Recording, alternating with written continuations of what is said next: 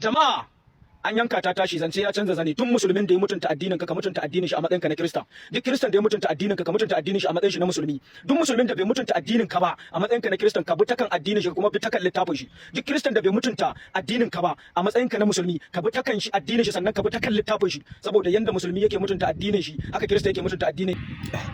To ai kebi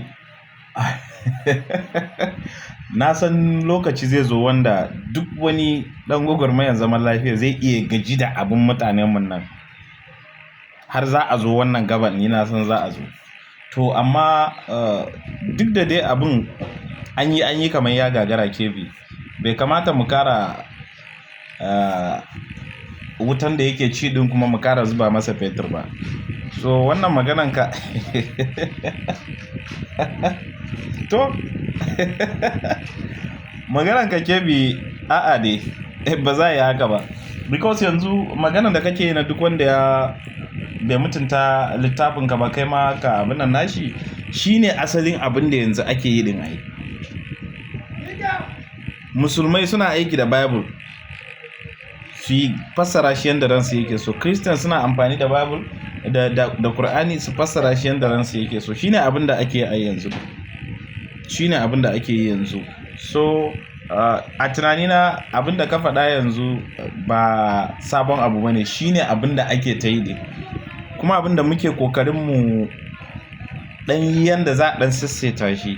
Wato wa'azi da su Qur'ani, binciken su Qur'ani da su abin, akwai wayanda su asali karatunsu ma akan addinan wasu ne. So a duniya an sha ta yin wani abin da jimawa, kawai a wurinmu ne kamar sabon abu.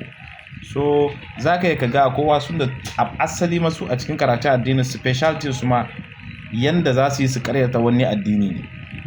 So ba za mu yi mu ce ma wannan abin a tsaya haka ko kuma yaya ba.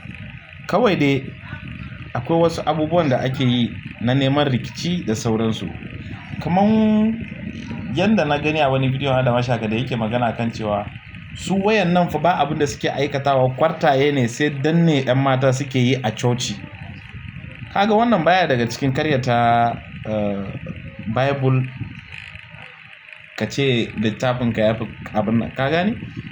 Wannan baya daga cikin abin nan. Abubuwa ne wanda na neman masifa da wani zagi na son zuciya saboda tsanan da yake ma Krista, kuma mutum ɗaya aikata wani abu sai ka je ka haɗa su ka koma kaza. Ka gani? Kaga wannan ya ma wannan abin ya dame ni da naga bidiyo. Nace to ai ko ma wani irin abu ne mutum ya aikata, akwai su Baba Cinedu yanzu kam idan za a bi abin da mutum ya aikata a rayuwarsa na baya ne, ai ko shi Baba Cinedu ai dan wasan kwaikwayo ne, dan nanaye ne, dan waye ne, ba irin abin da wayannan mutane ba su yi aka ne wudu ba. So idan zaka judge mutum da abin da ya lokacin yana musulmi da sauransu da wayewa, ka gane? So abin sai ya zo ya zamanto wani gaba ne, ya zo ya zamanto ma an aje ma maganan fassara Bible da me da sauransu da an koma sokin juna, kuma ana gaba din, ka gane? So irin wayannan abubuwa su ne problem namu din. But tunanina a ci gaba da kara wurwura wuta din kuma abin ba zai yi kyau ba.